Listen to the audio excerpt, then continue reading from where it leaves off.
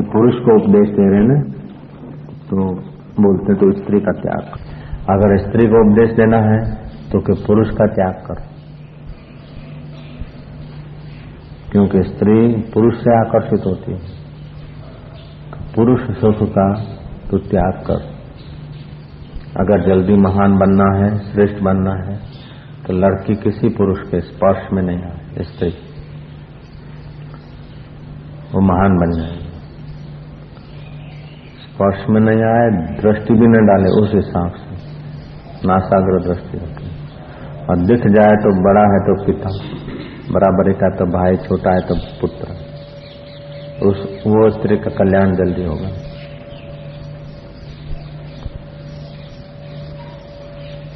स्त्री पुरुष से आकर्षित हो जाती है, पुरुष स्त्री से आकर्षित हो जाते हैं, दोनों अपनी सत्यानाश कर लेते हैं।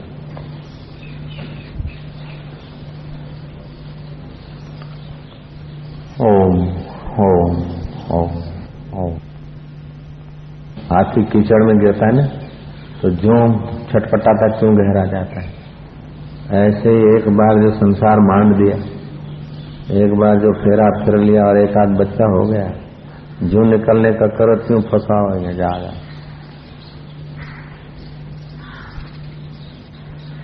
और थोड़ा निकल भी गया तो अहंकार मन दाव खेलेगा कि देखो अपने निकल गए, अपने बच गए, अपने 2 महीना हो गया, मैं गया नहीं तो 2 महीना हो गया, संसार व्यवहार नहीं, 4 महीना हो गया, 5 महीना हो गया।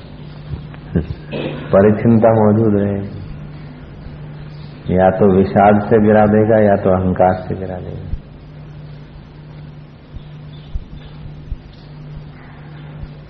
नहीं तो वृक्ष को आज्ञा करो, वृक्ष चलने लग जाए, यूं डालो दृष्टि तो मेघ बरसने लग जाए, यूं डालो दृष्टि तो रुक जाए, सब होता है। ये सब करके देखा हमने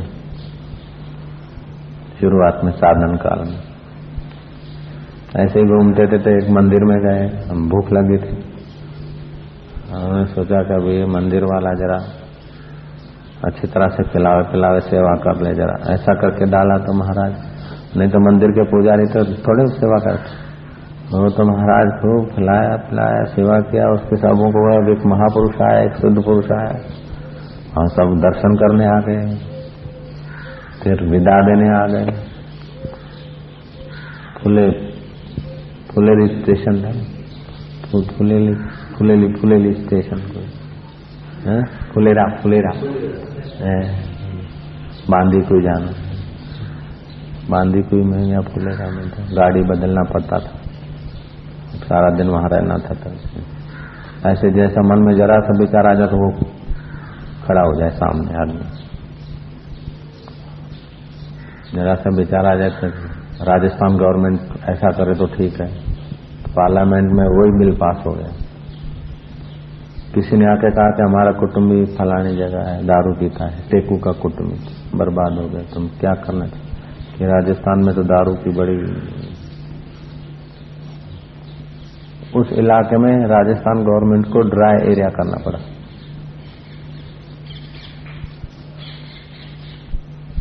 अनल गुफा पे बातचीत हुई, टेकू को बताया, और आके बताया कि उस इलाके, वो गांव में और दूसरे पूरे में एक ड्राई एरिया कर दिया।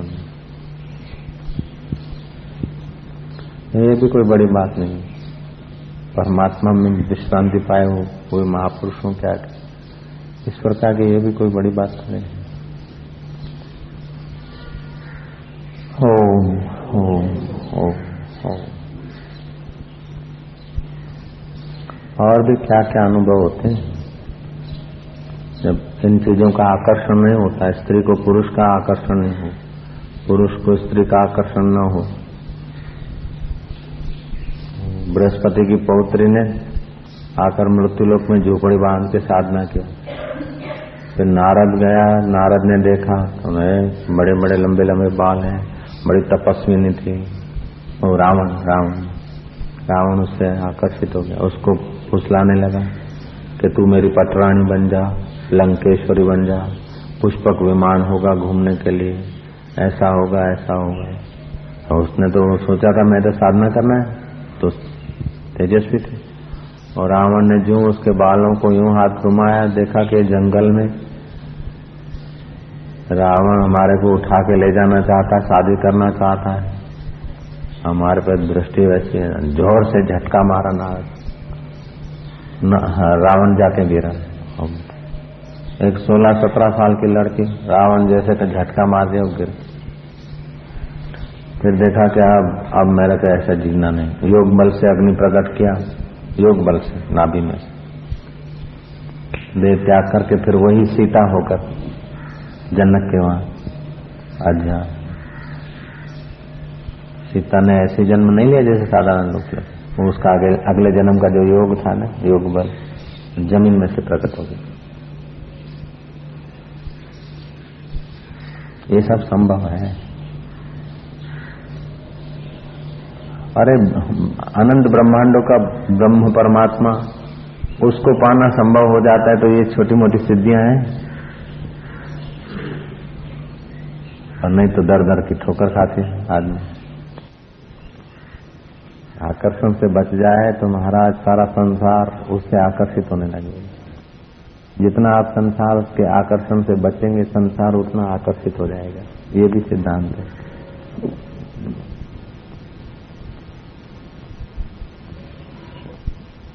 जितना आप संसार के आकर्षण से बचते हैं, उतना संसार की वस्तुएं आपसे आकर्षित हो जाएगी।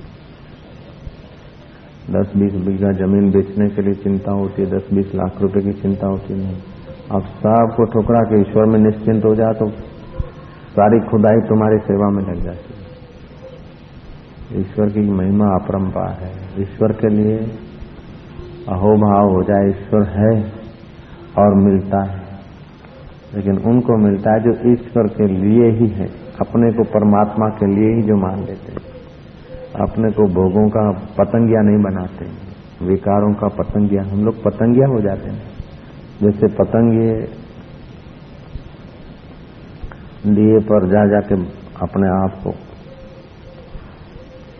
बर्बाद कर देते हैं, ऐसे हम लोग विषयों में जा जाके अपने को, रूप रस शब्द स्पर्श 5 ही तो विषय है, उसमें अपने को बर्बाद कर। और देखते कि एक पतंगे छटपटा रहे, मर रहे हैं, फिर भी दूसरे पतंगे झंपलाते हैं। ऐसे जो भी भोगी हैं सब भोगी दुखी हैं, फिर भी नए लोग वो भोगी के रास्ते पे जा रहे हैं। ये माया है। जो भी भोगी होगा दुखी मिलेगा।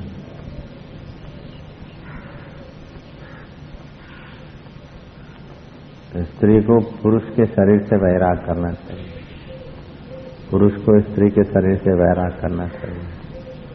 ये बोलना तो आसान है, लेकिन ये जो कर लेते हैं उनके चरणों में हमारा 1000-1000 प्रणाम है।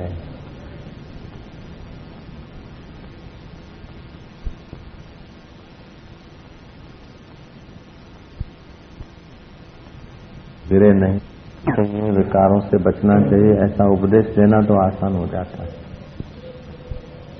लेकिन बचना हो, भगवान की कृपा हो, अपनी सावधानी हो,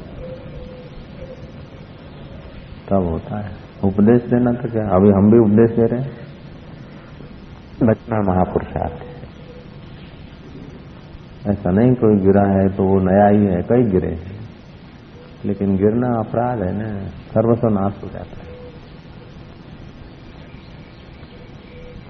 ओम ओम। और जो गिरने को छुपाता है उसका गिरना चालू रहता है, और जो गिरने को भगवान के आगे, गुरु के आगे, अपने नजीक मित्र के आगे गिरने की बात को बोल के रोकर रास्ता खोजता है, उसको भगवान बचा भी लेते हैं।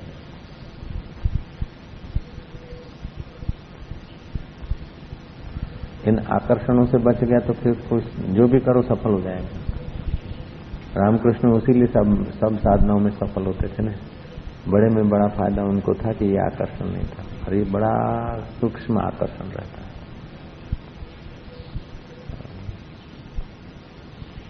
रामकृष्ण में ये नहीं था, उसीलिए जो भी साधना करते थे झट परिणाम।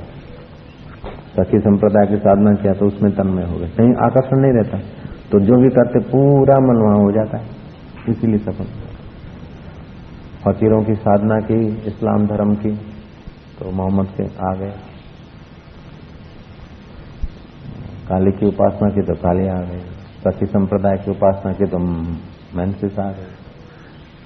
जैसी भी उपासना करते वो जल्दी सफल हो जाते थे, क्योंकि उनको कोई आकर्षण नहीं था ना।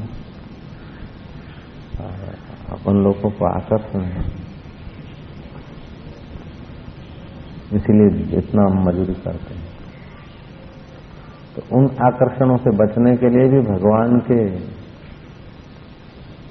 आकर्षण से आकर्षित हो जाए, भगवान से अंदर अपना मित्र, अपना संबंध जोड़ लें, उससे बातचीत करें। जैसे एक मित्र से बात करते हैं ऐसे उसी से करें कि प्रभु अब तू प्रेरणा दे। अंदर से आवाज आएगा, अब ऐसा कर ऐसा कर।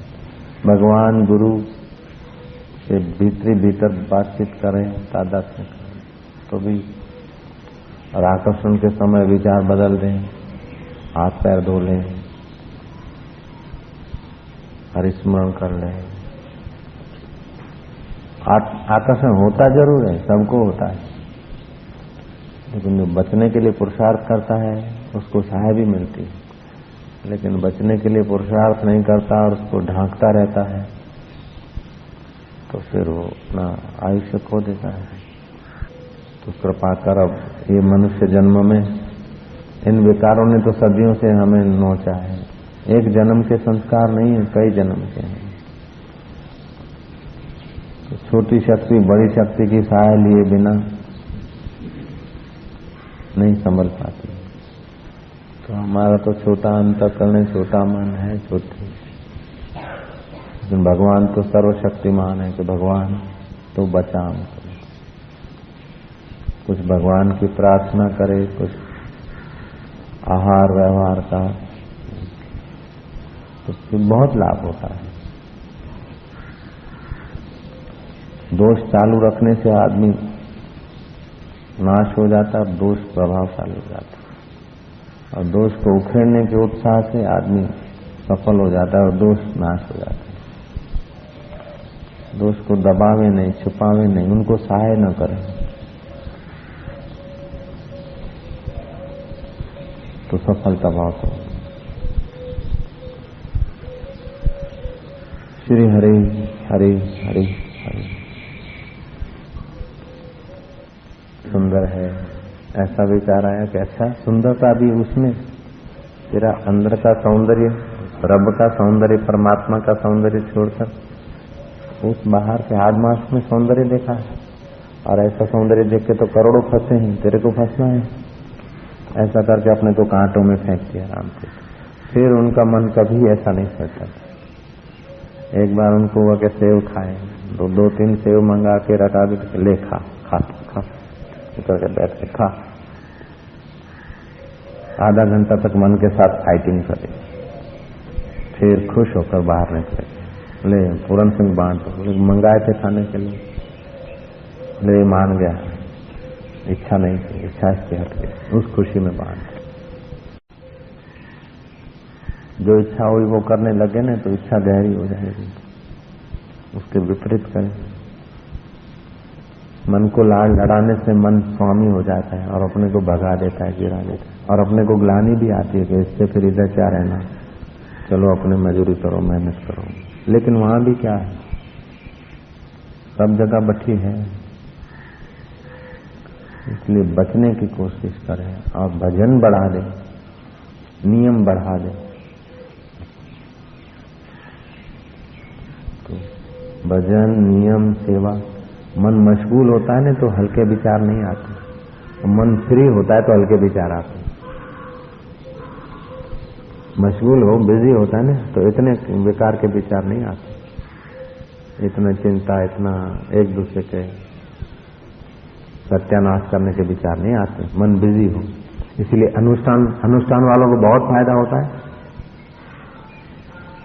इनके टाइम बन रहा है, 5 बजे उठना, बिस्तर में ध्यान करना, तो ये करना कि अनुष्ठान की जो पद्धति है ना, सुबह उठते समय ध्यान, रात को सोते समय ध्यान, हरि चिंतन, तो ये मन को पवित्र करता है। हम तो चाहते हैं कि जब तक साक्षात्कार न हो तब तक तो अनुष्ठान पर अनुष्ठान करता रहे। सेवा करने जाना पड़ता है, वो भी एक अनुष्ठान है। कि आज इतने का धंधा करना है तो मन उसमें लगेगा, यहाँ स्टोर करना है, अपना तो स्वार्थ नहीं है, तो हो जाएगा निष्काम कर्म योग। इतना जप करना है, ध्यान करना है, हो जाएगा भक्ति योग। इतनी देर वेदांत का विचार करना, हो जाएगा ज्ञान योग।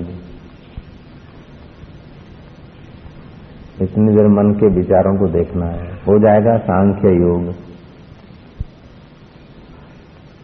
इतनी देर कानों में उंगली डाल के आवाज को सुनना है, हो जाएगा शब्दानुसंधान योग। नारायण नारायण नारायण नारायण, ओम ओम ओम। जब बैठो न तो हृदय में जो शांति और सुख मिलता है, आहा, वैसा सुख और शांति चक्रवर्ती को भी नहीं, देवेंद्र को भी नहीं। अच्छा, तो जो लोग स्त्री से बचकर एकांत में साधना करते हैं वो सफल तो होते हैं, लेकिन जब स्त्री के बीच आते तो फिसलने की संभावना भी नहीं होती। लेकिन जो इनके बीच से ही सफल हो जाते हैं ना, उनको तो ज्यादा पावरफुल है। एक योगी थे, गंगोत्री में साधना करते थे। तो एकांत में रहने से, जब ध्यान करने से उनका पुण्य तो बढ़ जाता है ना, तो प्रभाव बढ़ गया, लोग आने लगे दर्शन करने के लिए। 12 साल रहे थे गंगोत्री, तो लोगों ने आग्रह करा कि हमारे गांव में पगला करने को बुलाया। तो खूब उनके स्वागत में गांव को सजाया, पहाड़ी इलाका। तो लोग नाचते गाते उत्सव मनाते और घोड़ा निकालते हुए, पैदल का था वो, पहाड़ी से पैदल चलना। तो सब बाबा जी को प्रणाम करने आते। तो भीड़ भड़ाके में किसी युवक का पैर बाबा जी के खड़ाव पर आ गया। तो जूता वाला पैर खड़ाव पे आया तो चाखड़ियों पे, तो नीचे तो चाखड़ी और ऊपर लग गया नाल वाला बूट। शू बूट होता था नहीं, शू बूट देखा है? नहीं देखा? शू बूट पहले चौंच वाले बनते थे, फिर चौंच कम हुई तो उसको शू बूट बोलते थे। ऐसा कुछ मेरे को बचपन में ऐसा कुछ नहीं, यही शू बूट है, वो डिगो बूट है। तो ऐसा बूट नाल वाला, वो नारंगी नहीं लगाते नीचे बूट के यार, नहीं समझे? बूट में नारंगियां नहीं लगाते लोहे की, ऐसे नाल वाल लगाते कुछ लोग। ऐसा बूट पैर के कोई रंग रूप भी आया था, तो सब लोग प्रणाम कर रहे थे। तो उसने भी गुरु जी का प्रणाम करने गए थे, धक्का मुक्की में उसका पैर स्वामी जी के पैर के ऊपर आ गया, कचड़ा गए। जरा उनको क्रोध आ गया, क्या करता, झटका मारा उसको, हटा। फिर तुरंत सावधान हो गए, साधना किया था। बोले अरे अभी तो मेरे को काम क्रोध मैंने जीते नहीं, और अभी से मेरी पूजा होने लगी, मेरे को तुम्हारे गांव नहीं आना, वापस जाता हूं, मेरी तपस्या अधूरी, अभी तो मैंने जीता नहीं काम।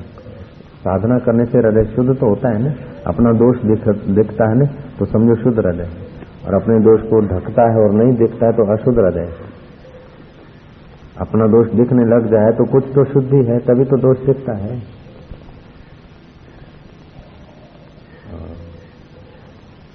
अपने दोष को निकालने की कोशिश करना, नहीं तो साधक करता है तो वो वापस जा रहे। तो कोई बुजुर्ग ने कहा कि बाबा जी गांव सजाया गया है, आपका वहां पधरामणी। बोले अभी मैं बाबा जी नहीं हूं, मेरे में साधु होने की लायकात नहीं, आप साधु का सत्कार करते, मैं साधु नहीं हूं। मेरे को क्रोध आया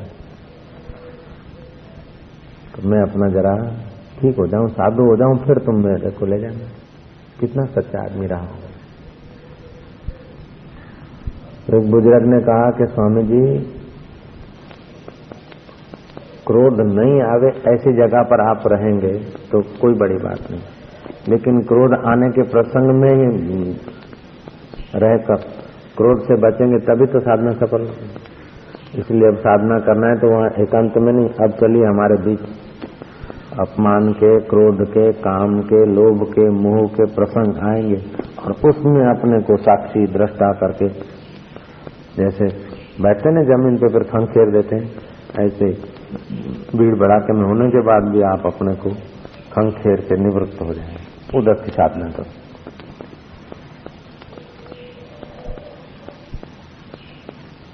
और उसने मान ली, क्योंकि सत्य वचन है तो गृहस्थी के तो क्या है, बालक के तो क्या है। अच्छी बात हो, युक्ति युक्त हो तो बालक की भी ले लेनी चाहिए, नहीं तो ब्रह्मा जी की बात भी।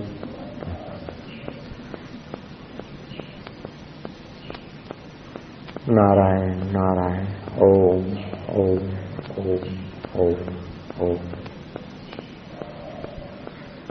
ओम ओम ओम ओम ओम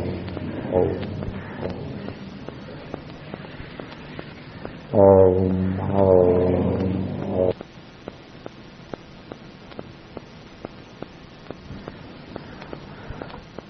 सत्संग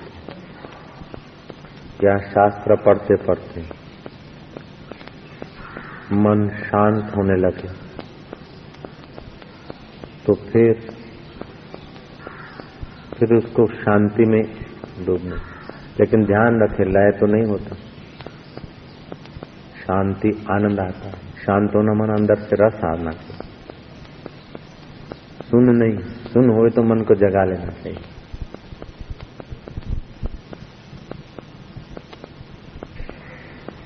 शांत मन में नीरव आनंद शांति आती है, उठने की इच्छा नहीं होगी, बोलने की इच्छा नहीं होगी, कुछ देखने की इच्छा नहीं होगी। उस समय समझो कि मन आत्मा के करीब है, परमात्मा के नजीक है। बोलने की, देखने की इच्छा होती है या सुनसान होता है।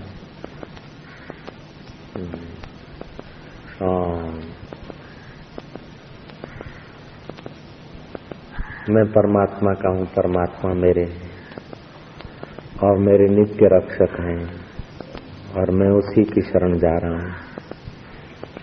हे अंतर्यामी प्रभु, हे अंतर्यामी प्रभु, मैं तेरा हूँ, तू मेरा है। ऐसा करते करते, प्यार करते करते, शुद्ध भाव करते करते मन शांत होता जाए, फिर मन चला जाएगा इधर उधर, फिर ओम ओम मन आ जाएगा, फिर चला जाएगा, क्योंकि जाने की आदत पुरानी है। हताश नहीं होना चाहिए। साधन कई बताए हैं महापुरुषों ने, फिर उसका अवलंबन लेना चाहिए। तो जितनी शांति भीतर की बढ़ती जाएगी, सुख बढ़ता जाएगा, उतना आदमी स्वतंत्र होता जाएगा, श्रेष्ठ बनता जाएगा। ओम ओम। लोग ज्ञानी हैं, उनके लिए तो सब ब्रह्म हो गया, फिर भी नाना धोना, स्पर्श से बचना, प्रणाम करके विचार को छूने को बचना। तोतापुरी जी रोज ध्यान करते थे नियम से। रामकृष्ण ने कहा कि आप तो पहुंच गए, इतने महान हो गए, साक्षात्कार हो गया, बोध हो गया, ज्ञान हो गया, इतनी निष्ठा है, फिर रोज आप नियम से ध्यान में बैठते हैं। तो उनके पास, तोतापुरी जी के पास लोटा था, वो रोज लोटा मलते थे, शौक था उनको, लोटा मलते थे, चकचकाहट करते थे। लोटे की तरफ उंगली करके दिखाया कि लोटा क्यों चमकता है, देखो कि रोज मलते हो तब चमकता है। बोले ऐसे ही रोज ध्यान भजन नियम करता हूँ तभी मेरा अंतःकरण चमकता है। ज्ञान तो हो गया, लेकिन ज्ञान की निष्ठा चमकनी चाहिए। तो रोज साक्षात्कार के बाद भी महापुरुष जप, ध्यान, सत्कर्म, सत्शास्त्र पठन। अब रात को हम सो रहे थे, 11:30 बजने, 11:45 बजे, देखा तो इनको किसी को जगाना ठीक नहीं, 12 बजने की तैयारी थी। नारायण को जगाया, नारायण को बोला तो शास्त्र पढ़, वो पढ़ते पढ़ते हम सो गए, सुनना सुनते सुनते।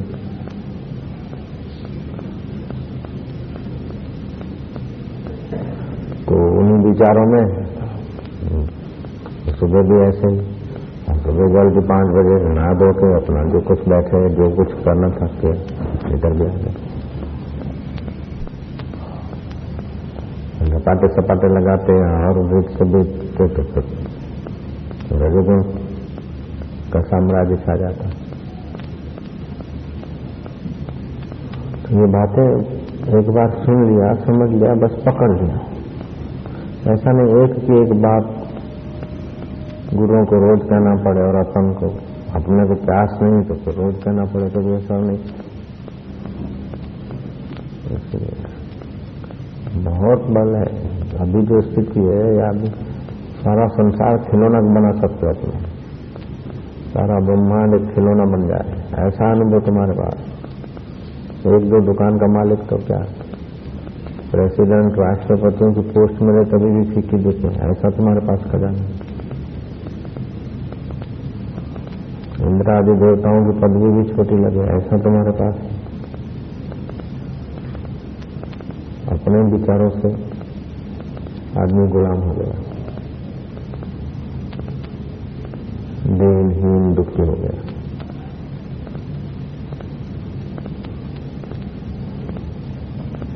ऊंच विचार सत्वगुण में, सत्व संजायते ज्ञानम, सत्वगुण से ज्ञान की वृद्धि होती। समाधि नहीं बनना चाहिए, आलसी नहीं। संदेह ज्ञान हो गया, साक्षात्कार हो गया, फिर भी अभ्यास की जरूरत है। दूसरों की क्या बात है, पूर्ण गुरु कृपा मिली, पूर्ण गुरु क्या बने, और फिर 7 साल दिशा में क्यों रहे, चले जाते खांड बेचने। ज्यादा चलो जो है मुंह झूम है, मुंह झूम फूल बड़ी बेचो, मुंह झूम के तो लबू डबू नहीं जाएगा। तो मुंह झूम सब नहीं हूं, सब नहीं हूं, ये बात तो ठीक है, लेकिन अब सब नहीं हूं तो फिर थोड़ा असंग रहकर अपनी मैं की व्यापकता का आनंद लेना चाहिए, उसके सामर्थ्य का अनुभव करना चाहिए। तो असंगता का अभ्यास जरूरी है। क्यों जरूरी है कि हजारों जन्म के संस्कार पड़े हुए हैं, संसार में से सुख लेने का, आंख का, नाक का, हस्ताक्षर करने के संस्कार पड़े हुए हैं ना बाहर के सुख में। इसीलिए बाहर के सुख की लोलुपता लंपटता जाती नहीं, इसलिए असंग रहे, सुख के विषय विकारों से थोड़ा दूर रहे और आत्मरस का अभ्यास करे। तो आत्मरस के अभ्यास से जब वो आत्मरस का परिपक्व अवस्था आएगी तो विषय खींच नहीं सकेंगे, नहीं तो फिर विषय विकार खींच लेंगे। कच्चा कच्चा है ना, जैसे कोई घुमड़ा हुआ है या कोई रोग है, अभी कोर्स किया, आधी ट्रीटमेंट ले रहे हैं और फिर बद परहेजी कर दिया, डायबिटीज थोड़ा कंट्रोल में आया ना आया और लड्डू खाने चालू कर दिए, शरबत पीना, तो फिर गिर जाता है। ऐसे ही असंग तत्व का पूरा ईश्वर का साक्षात्कार होने के बाद भी आत्मरस की पूरी मस्ती जब तक नहीं आती तब तक विषय रस का आकर्षण नहीं जाता। और विषय रस का आकर्षण नहीं गया तो ज्ञान की पंडिताई मिलेगी, लेकिन ज्ञान का फल जो है ना, जीवन मुक्ति, मुक्तता। देखो बड़े बड़े श्लोक, बड़े बड़े ज्ञान की बातें करने वाले लोग मिल जाते हैं, लेकिन उनको देख के कैसा लगता है कि अरे बेचारा के गोखी बहु से પણ કઈ છે आया था ना, मैं क्यों लागा अपन दया आवे, क्योंकि असंगता का अभ्यास नहीं, विषयों से बचकर परमात्मा रस का अभ्यास नहीं, शास्त्रों का अभ्यास किया तो नक्शा तो ठीक बोलते हैं हम लोग, लेकिन यहाँ पहुंचना है तो वो आराम पाना है राम में, वो राम में आराम पाना है तो असंगता। मर के तो असंग हो जाएंगे परिवार से, पुत्र से, कुटुंब से, लेकिन जीते जी असंग होकर ईश्वर में प्रतिष्ठित होना है। मरने के बाद तो फिर दूसरा संग बना लेंगे, जो जीते जी असंग नहीं हुआ, मरने के बाद क्या असंग होगा, मरने के बाद भी वासना लेके तो हो जाएगा। उसका मन विकारों की तरफ आकर्षित है, उसका मन लगेगा नहीं सेवा में, वो सेवा से च्युत हो जाएगा, सेवा से भ्रष्ट हो जाएगा, ऐसे वो ध्यान से भी भ्रष्ट हो जाएगा। संयम से भी भ्रष्ट हो जाएगा, तप से भी भ्रष्ट हो जाएगा। तो उस प्रकार का आकर्षण अंदर में रहा तो दूसरे सब आकर्षण हमला कर ले। स्त्री के तरफ का आकर्षण रहा तो दूसरे आकर्षण आके घुस जाएंगे। उसीलिए वो रास्ता लंबा हो जाता है, यात्रा पराई हो जाती कि ये तो आत्मज्ञान की यात्रा करना कोई बड़े महापुरुषों का काम है, अपना दम नहीं, ऐसा लगता है। फिर ऐसा लगता है आप लोग जुनत। हकीकत में ये है सहज स्वभाव अपना परमात्मा सुख पाना, लेकिन ये आकर्षण जो है ना वो धीरे धीरे अपने को खोखला कर देता है, अंदर से खोखला कर देता है। और विचार भी ऐसे देता कि चलो है ना करता लगन कर लो, तो एक आकर्षण तो मटे। तो जिन्होंने लगन किया उनके आकर्षण मिट गए क्या? सगन मगन लगन करवाते आकर्षण मट ही जाए? नहीं मिटता। हजारों का अनुभव है, लगन करने से आकर्षण नहीं मिटता और लगन न करने से आकर्षण नहीं मिटता। आकर्षण मिटाने के लिए विवेक का उपयोग करें, विवेकियों का संग करें, संयम नियम का सहारा लेते हैं। ये तो बड़ी बाजी जीतना है। शरीर निस्तेज हो जाए फिर आकर्षण नहीं रहे, स्वपन दोष की बीमारी हो फिर आकर्षण नहीं रहे, ये कोई बड़ी बात नहीं। हृदय रोग की बीमारी हो फिर आकर्षण न रहे, ये कोई बड़ी बात नहीं। कुदरती विवेक इतना तीव्र हो जाए कि आकर्षण न रहे तो कल्याण हो जाता है। श्री रामचंद्र जी ने लक्ष्मण को भेजा हनुमान जी के पास, शिक्षा ले आओ। तो हनुमान जी ने एक हाथ जीभ पर रखा और एक हाथ गोए अंग पर रख के चुपचाप करे। ऐसी मैंने परंपरागत वार्ता सुनी। तो हनुमान जी का ये उपदेश देने का तरीका देखकर लक्ष्मण जी नाराज हो गए कि ये क्या था। तो राम जी ने समझाया कि हनुमान जी ठीक कह रहे, जिसने जीभ को जीता या हाथ का बिना की इंद्रियां हैं, कोमल है, लेकिन जैसे सर्प कोमल होता है और विष से भरा होता है, ऐसे ये जीभ और कृष्ण बाथरूम जाने की जगह, इन दो को जिसने जीता वो जग जीता। उसने सारे उपदेशों का सहारा ये है, इन दो पर कब्जा हो गया तो चाहे अनपढ़ हो फिर भी महान है,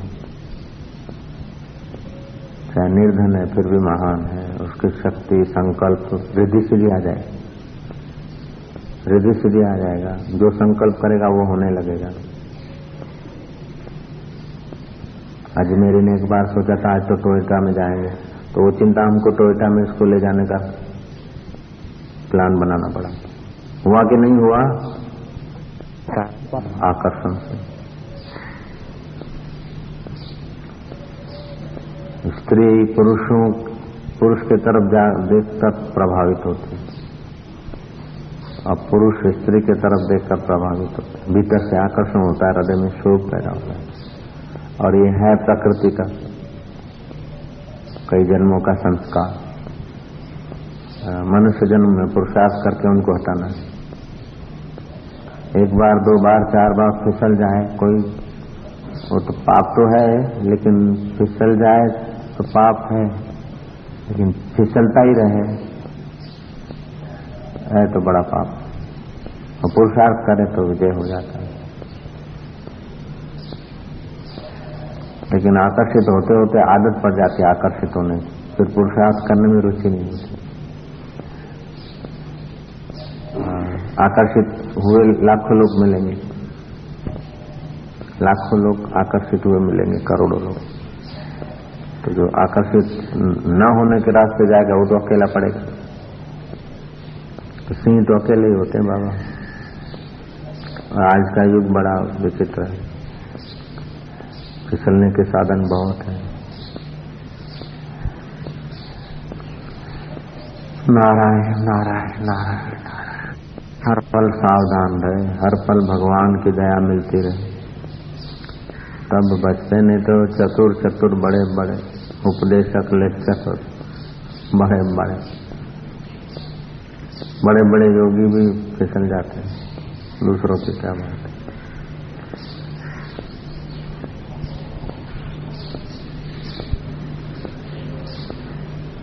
सावधानी रहे तो अच्छा है। और फिर मन बहाना बना लेता, मन बहाने बना लेता। इनसे बच गया तो बच गया, उसको तो धन्यवाद। अब बड़ा जोरों का आकर्षण है ये। एक बार दृष्टि गई तो क्षम्य है।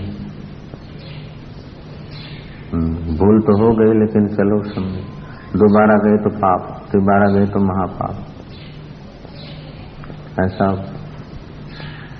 कई गुरुओं ने अपने शिष्यों को कहा। कोई विरले शिष्य बच भी गए। बुद्ध भी कहते थे कि स्त्री की तरफ मत देखना, दिख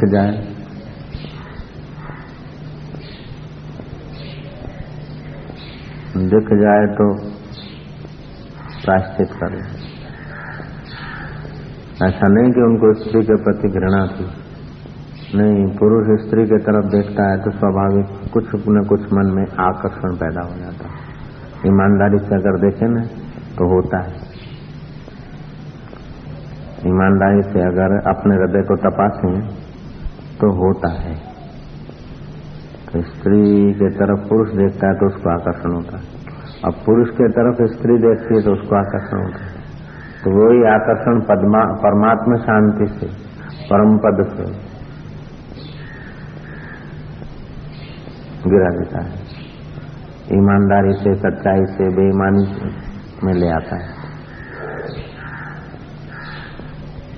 ईमानदारी से गिरा देता है, सच्चाई से गिरा देता है। कूड़, कपट, बेईमानी ऐसे विचारों में मन संलग्न हो जाता है, आइडिया लड़ाने लग जाता है।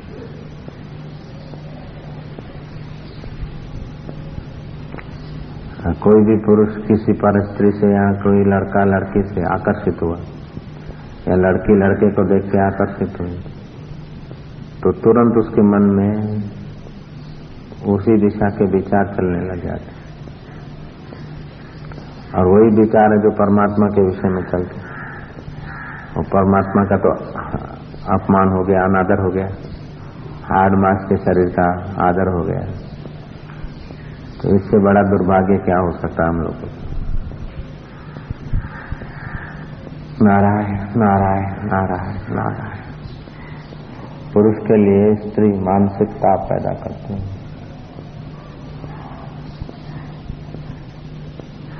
एक बार नारद जी बैठे थे, राजा की सवारी जा रही थी। वजीर ने कहा नारद उठो, राजा साहब जा रहे हैं। बोले जा रहे तो जा रहे, मैं क्यों उठूं? बोले आप उनके राज्य में हैं। बोले राज्य तो मेरे प्रभु का है, भूमि प्रभु की है, वृक्ष प्रभु के, हवा प्रभु की, सूर्य प्रभु का, अग्नि प्रभु की। उसका राज्य कैसे? जिसका राज्य उसका तो मैं भजन करता हूँ। फिर ये राजा आए और मैं उठूं? नहीं उठता। जा टांग पे टांग चढ़ा के बैठ गए। राजा की सवारी की। राजा ने देखा कि वो साधु कौन था। बोले तो नारद है। बोले कोई आदर सत्कार नहीं, कोई मर्यादा नहीं रखा। बोले वो बोलता सब प्रभु का है। अब उस जमाने में मेरा आदर नहीं किया इसलिए साधु को सजा देना, ये राजाओं का दम नहीं था। अभी भी किसी राजा का दम थोड़ा है इस ढंग से कोई सजा दे दे किसी। राजा ने पंडितों को बुलाया। बोले ये जो नारद जी हैं वो मेरा अभिवादन करे ऐसा कोई उपाय बताओ। रुपयों से प्रभावित नहीं होंगे। धाक धमकी से मेरे आगे झुकेंगे, ये संभव नहीं, क्योंकि तो साधु का अपना मनोबल होता है ना, अपना मनोबल होता है। जिसको जो कुछ नहीं चाहिए तो उसका मनोबल होता है। समझाने से कि ये तो अपने को समझा दे, वो उपदेशक है खुद, समझाने से भी नहीं मानेंगे। पंडितों ने मसलक की, फिर एक बुढ़ा पंडित ने आइडिया बताया कि कितनी बार, एक बार नहीं, हर रोज सुबह आपको सलाम भरता हो जाए नारद जी, हर रोज सुबह सुबह सुबह। वो नारायण का भजन बाद में करे, पहले तुम्हारा भजन करे। क्या उपाय है कि किसी हिरण जैसे नेत्र कटाक्ष मारने वाली लड़की को उसके पीछे लगा दो। महाराज, मैंने सुनी है कथा, ऐसा किया गया। नारद से के आगे से गुजरी तो नारद की नजर गई कि कौन होगी, किसकी लड़की होगी। दोबारा देखा, मन का चिंतन उधर को हो जाता है। एक बार भी नजर पड़ती है ना तो थोड़ा बहुत चिंतन होता है। जितना वो सावधान है उतना कम चिंतन चलता है, और जितना असावधान है उतना ज्यादा चिंतन चलता है। नहीं चलता होगा, चलता होगा कि नहीं चलता होगा? स्वाभाविक चलता है। ऐसा नहीं कि कोई आदमी उसमें कोई एक व्यक्ति की बात है, जर्नल है, नारायण नारायण नारायण, चिंतन चला तो अचिंत्य पद का सुख में जो रुचि थी भक्ति में कम हो गई। इसीलिए जो स्त्रियां एकांत में रहती, अकेली रहती, स्त्रियां ही रहती, पुरुष नहीं रहते, उनके भजन में बरकत होती है। लेकिन जो पुरुषों के साथ रह के भजन करते ना, ये होती है, वो कोई लाखों करोड़ों में एकाध हो गई, आकर्षण होता है।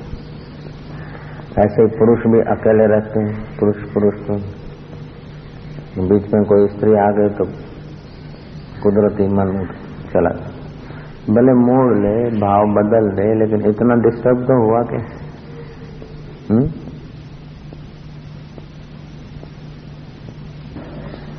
तो महाराज नारद जी के आगे वो लड़की निकली।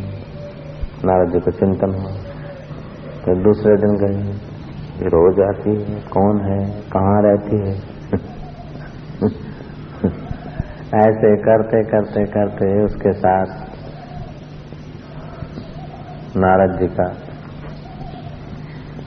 परिचय हो गया। फिर उसने हाथ दिखाया, उसको तो इसी काम के लिए रखा था, नारद जी को फंसाओ। जरा देखने में भी ऐसी थी, और नेत्र चंचल स्त्री को तो देन होती है।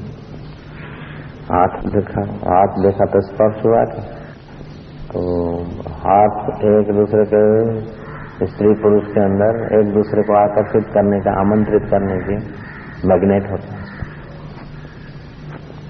तो स्पर्श हो गया। और महाराज शादी हो गई, और बच्चे हुए। स्त्री ने कहा अब तो कुछ कमाओ खाओ।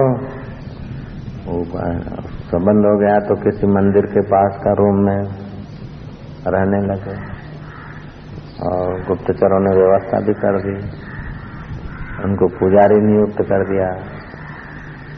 अब महाराज रोज पुजारी सुबह सुबह जाए, बाल भोग लेकर राजा साहब को तिलक करे, अभिवादन करे, दान दक्षिणा लेके गाड़ा चला गया। जिस नारद को कहा कि आप जरा उठ के खड़े हो जाओ, बोले पृथ्वी भगवान की, जल भगवान का, तेज भगवान, ये राजा कहेगा, राजा का बाप हो जाके कह दो। इतना मनोबल था। और वही स्त्री संग होने से वही नारद झुका रोज अभिवादन करे।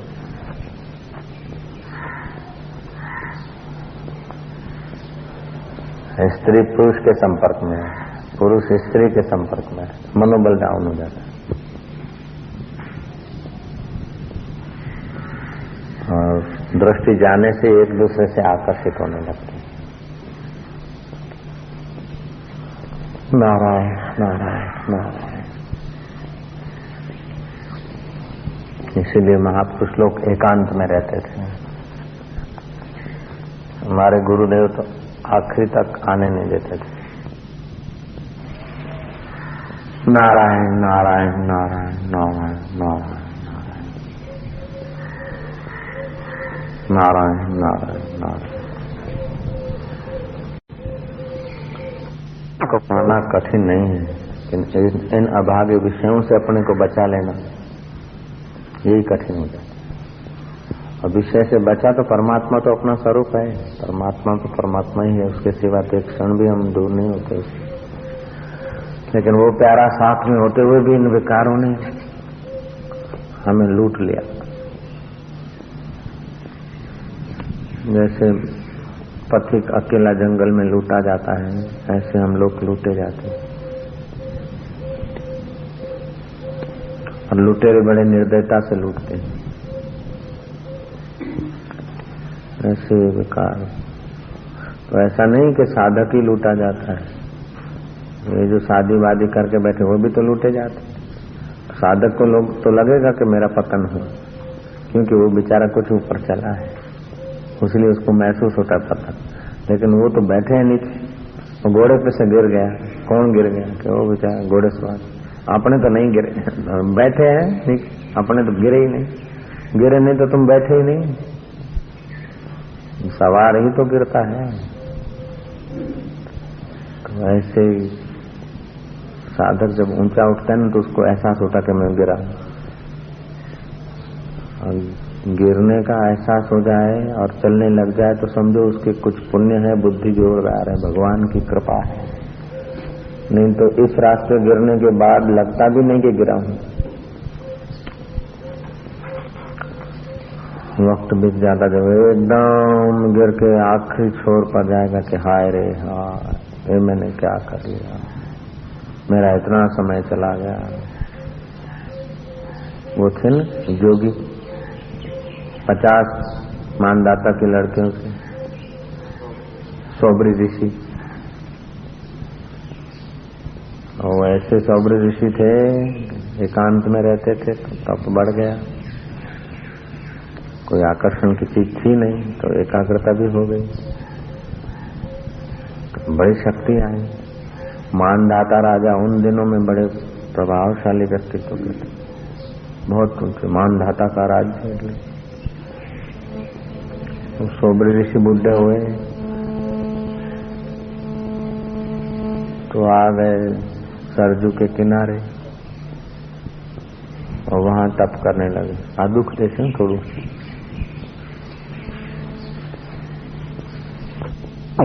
स्नान करे, ललना करे। और मच्छियों का आपस में क्रीड़ा देखा तो उनके मन में हुआ कि मैं शादी करूं। तो गए मानदाता के दरबार में, तो जैसे इंद्र के दरबार में बृहस्पति प्रवेश करे ऐसे राजा मानदाता के दरबार में प्रवेश हुए। मानदाता उठ खड़े हुए, उनका सत्कार किया। मानदाता बड़ा प्रभावशाली राजा थे, फिर भी सौबरी ऋषि के प्रभाव के आगे राजा नतमस्तक रहते थे। और बुढ़े हो गए थे। पूछा गुरुवर कैसे आना हुआ? बोले तेरी 50 लड़कियां हैं, उसमें से एक मेरे को दे दे, मेरे को शादी करना है। और जैसे विद्युत पड़े, कोई पहाड़ गिर जाए, ऐसे उनके ऊपर असर हुई। लेकिन अब ना बोलूं तो श्राप देकर सब भस्म कर देंगे, इतने वो समर्थ थे सौबरी। मानदाता उनके प्रभाव से भी परिचित थे। अब ना कैसे बोले? और ऐसे बूढ़े आदमी को अपनी राजकुमारी दे देना, ये भी वो जमाने में तो बड़ा इज्जत का भी सवाल है बच्चे के लिए। बोला कि महाराज हमारे राजकुल का ये नियम है कि लड़की जिसको पसंद करे उसको हम ब्याह देते हैं। 50 मेरी कन्याएं हैं, आप जाओ अनुग्रह के साथ, अगर आपको पसंद करें तो मैं कन्यादान कर दूं। मानदाता ने सोचा कि ये बुड्ढे इतने जटाएं लंबी, आंखें अंदर घुस गई है, चेहरे में झुर्रियां पड़ी है, और राजकुमारी क्या पसंद करेंगे।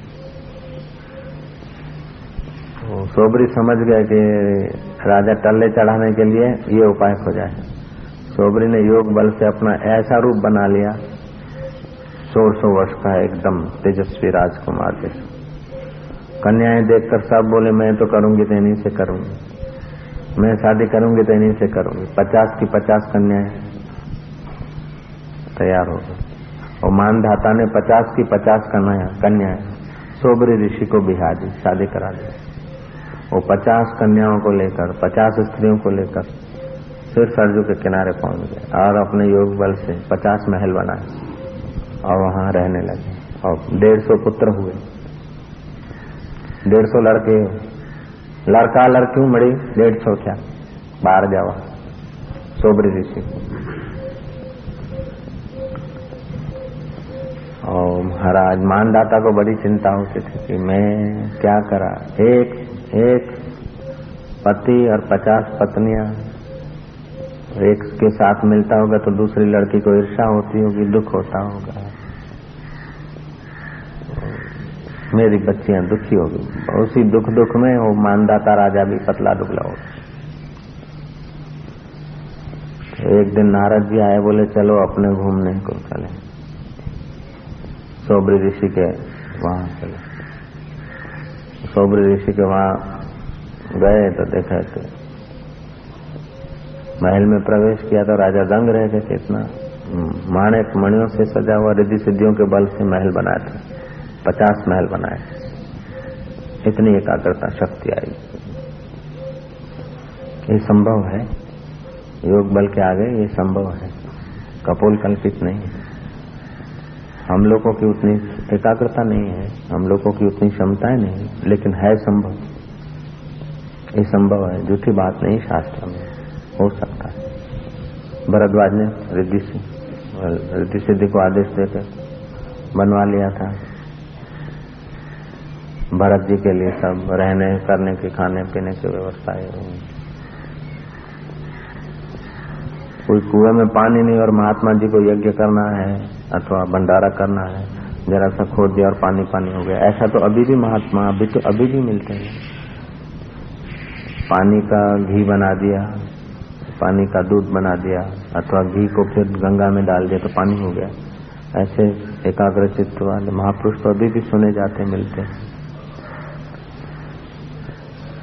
पानी पे चल लिया संकल्प के बल से, ऐसे संकल्प में बड़ी शक्ति है, लेकिन हम लोग आकर्षणों से अपनी शक्ति नाश कर देते हैं। कोई नहीं देखता है, कोई बड़ी बात नहीं, और अपनी चोरी पकड़ कोई बड़ी बात नहीं, लेकिन अपनी शक्ति तो नाश होती है क्या? अपना समय, शक्ति, एकाग्रता, वो तो नाश होता ही है ना। जितना भी आकर्षण रहता है, स्त्री को पुरुष के प्रति रहा तो भी उसका नाश होता है शक्ति का, पुरुष को स्त्री के प्रति रहा तो भी नाश होता है। तो ये सब विकार है ना, काम आदि विकार है। तो महाराज जितना निर्विकार समय में रहा उतना तपस्या बढ़ी थी, शक्ति बढ़ी थी। तो सोबरी ऋषि ने योग बल से 50 महल खर्च कर दिए। जब उस महल में गया तो मानदाता चकित हो गए, क्या रे वाह, वंडरफुल, मेरी कन्या कितनी सुखी हो, ऐसा महल। कन्या से मिले, कन्या ने बातचीत किया कि मैं तो और आनंद है खड़ा, बड़ा सुख है, लेकिन एक बात का दुख है कि तुम्हारा जमाई मेरा महल छोड़कर कहीं जाता नहीं, सारा दिन मेरे पास ही होते, तो मेरे को दुख होता है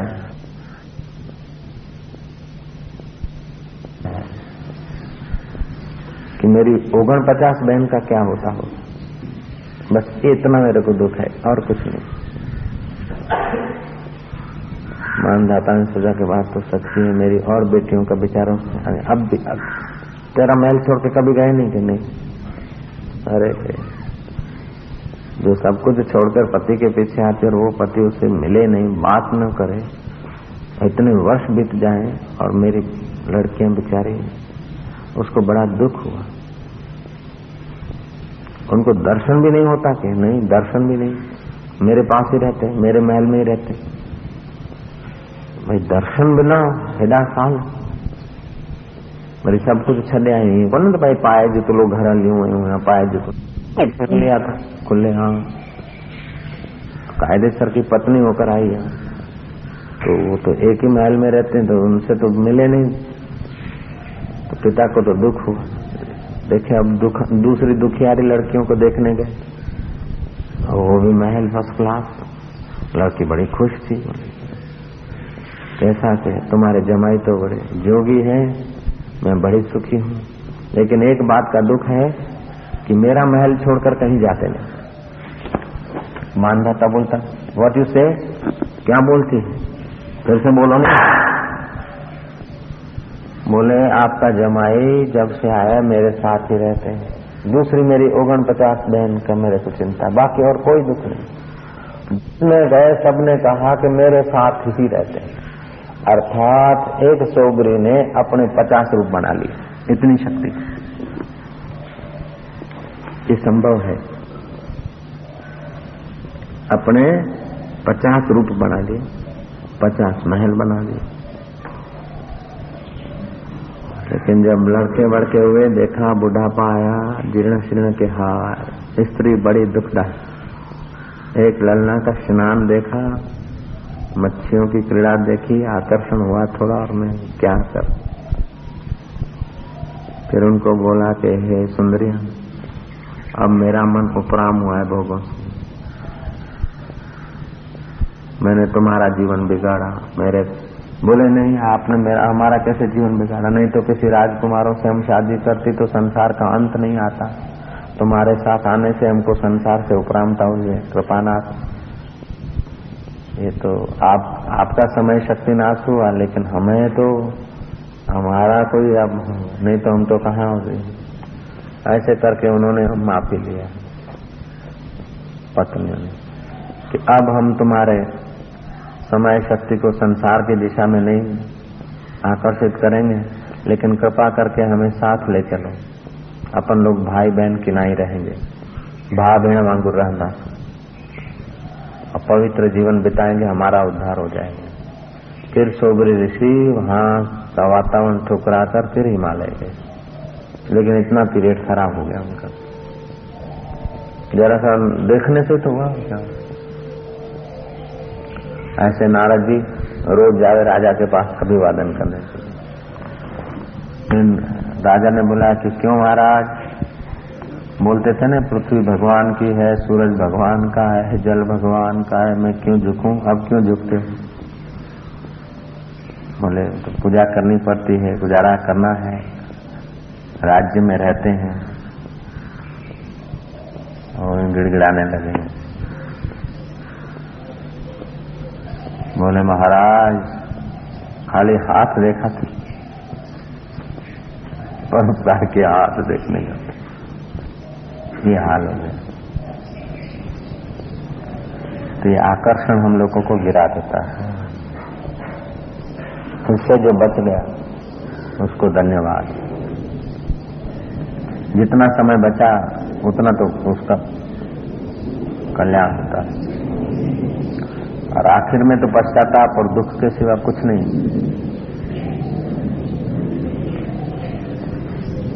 सिवाय दुख के, शोभ के, चिंताओं के और कुछ नहीं। जिन्होंने शादी किया रति सुख लिया तभी, लेकिन बच्चे बच्चियां अभी तक मगज में जूं रहेगी। हमें तो दुनिया के इतने बच्चे बच्चे हैं, तुमको तो चिंता नहीं है, लेकिन रति सुख से जो अपने बच्चे बच्चे हैं उनकी कितनी जवाबदारी।